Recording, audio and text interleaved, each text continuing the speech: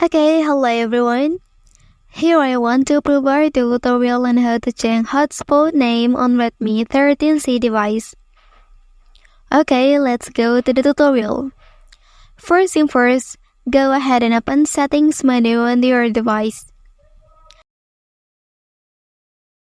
And then you can select portable hotspot option here. Well, after that you can press on set up portable hotspot option.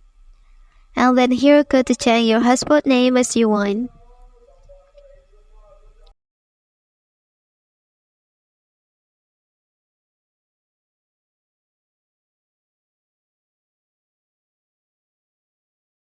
Okay, and then your hotspot name is successfully changed.